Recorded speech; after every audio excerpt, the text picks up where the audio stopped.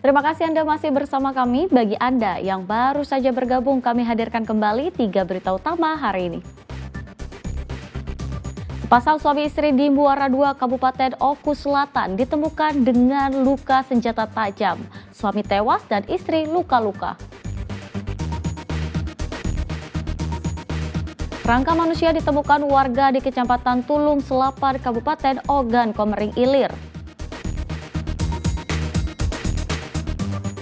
Kebakaran melanda sebuah rumah panggung yang berada di kawasan padat penduduk di seberang Ulu 1, Palembang.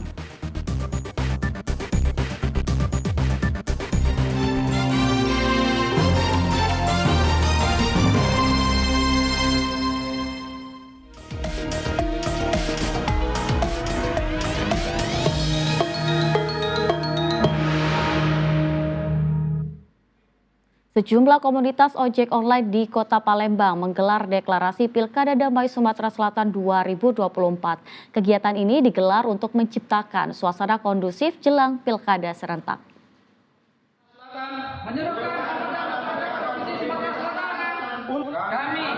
Pengemudi ojek online atau daring di Kota Palembang yang tergabung dalam koalisi Ojol Palembang ini menggelar deklarasi damai Pilkada Sumatera Selatan 2024.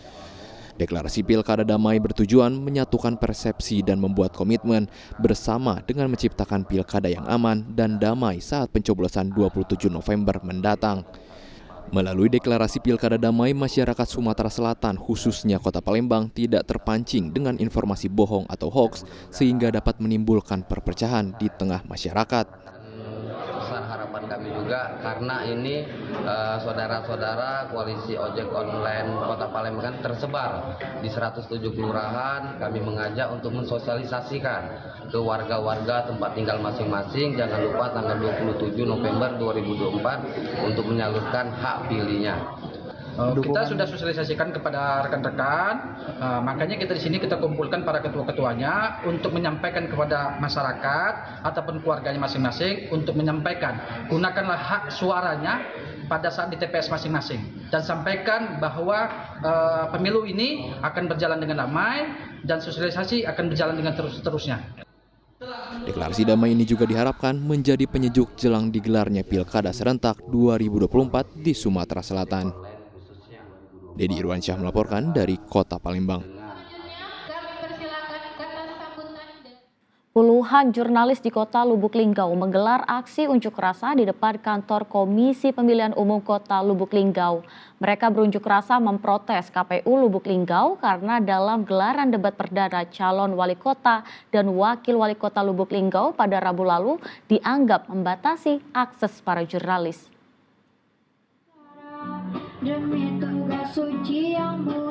Puluhan jurnalis di Kota Lubuk Linggau menggelar aksi unjuk rasa di depan kantor Komisi Pemilihan Umum Kota Lubuk Linggau.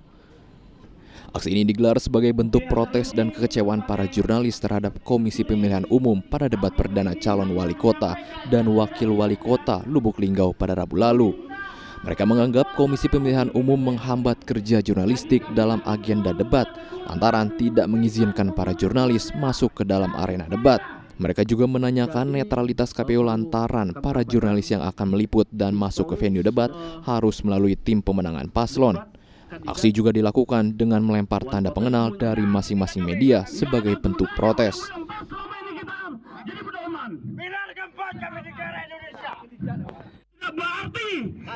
Mengarahkan wartawan untuk ikut ke paslon kalau ini liputan. Itu kan di undang-undang pers sendiri itu udah diatur. Untuk wartawan itu bagaimana cara kerjanya itu lebih ke netral untuk menyebar informasi kepada masyarakat ya Kota Lubuk Linggau dan negara Republik Indonesia. Kemungkinan akan ada, jangankan aksi berikutnya, 1 ataupun 2 pun lagi kami terus. Bahkan saya minta terhadap DKPP, KPU, provinsi ataupun pusat turun dan periksa KPU Kota Lubuk Linggau. Seluruh komisioner dianggap tidak becus karena mereka tidak ada pengalaman. Tidak mengerti aturan. Masa pas seorang jurnalis harus ikut paslon baru ada dapat idikat untuk masuk? Itu nggak masuk akal. Mereka berharap Dewan Kehormatan Penyelenggaraan Pemilu serta Bawaslu bertindak dan mengevaluasi KPU Kota Lubuk Linggau dalam penyelenggaraan Pilkada 2024. Aksi dikawal ketat oleh aparat kepolisian yang berjaga. Setelah selesai memberikan orasi, massa langsung membubarkan diri secara tertib. Muhammad Ardiansyah Putra melaporkan dari Kota Lubuk Linggau.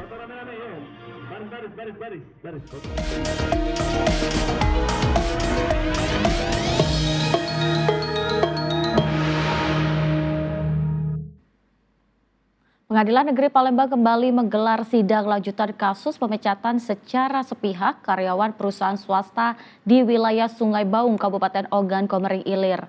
Sidang digelar dengan agenda mendengarkan keterangan saksi.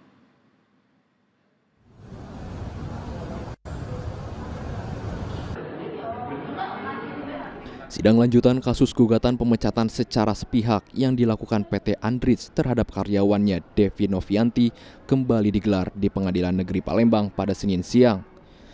Sidang kali ini mendengarkan keterangan saksi dari pihak tergugat. Kedua saksi masing-masing adalah Dini Irawati yang menjabat sebagai Human Resource perusahaan dan Gunawan yang merupakan mantan karyawan perusahaan. Salah satu saksi yang dihadirkan pihak tergugat sempat mendapatkan protes dari kuasa hukum penggugat. Ini karena saksi tersebut merupakan orang yang menandatangani surat pemberhentian penggugat. Dengan demikian, keterangan yang disampaikannya pun cenderung memberatkan pihak penggugat. Orang saksi itu adalah HR di PT Andritz dan dia itu yang nandatangani surat PHK. Seharusnya dia tidak bisa jadi saksi karena dia pasti berpihak. Karena dia tergugat langsung, dia yang menandatangani, berarti dia punya kehendak di dalam surat itu.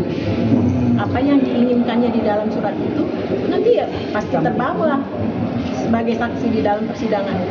Sementara menurut kuasa hukum pihak tergugat, keterangan yang disampaikan kedua saksi di persidangan kali ini sudah sesuai dengan fakta hukum.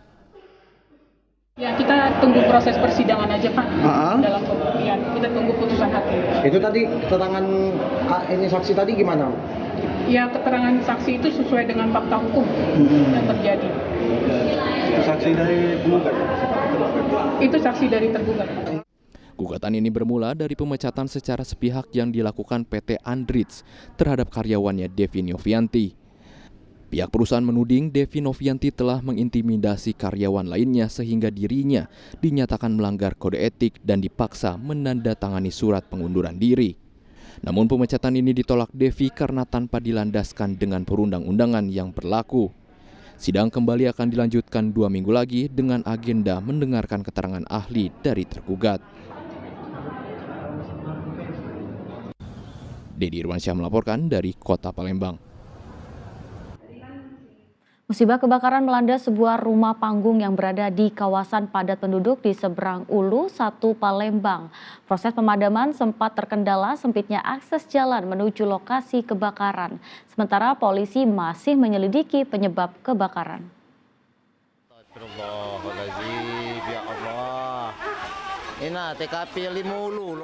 Warga Lorong Mutiara, Kecamatan Seberang Ulu 1 Palembang dikejutkan oleh musibah kebakaran yang melanda sebuah rumah panggung pada Selasa dini hari lalu. Warga pun berupaya memadamkan api dengan alat seadanya agar tidak menyebar.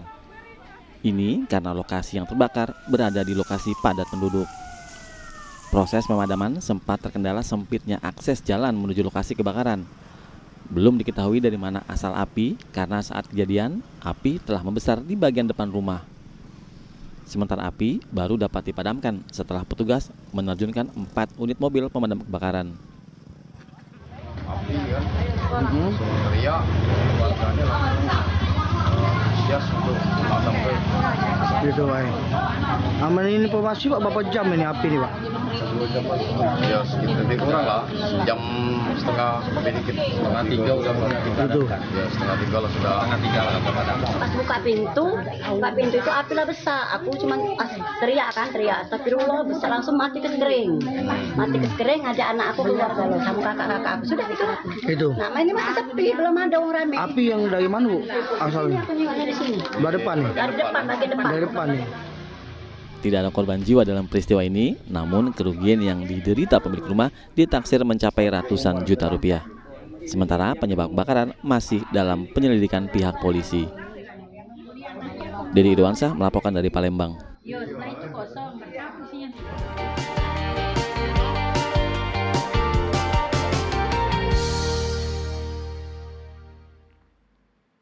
Ya, laporan tersebut mengakhiri berita Palembang hari ini. Saya Teatrika Putri berterima kasih atas perhatian dan kebersamaan Anda.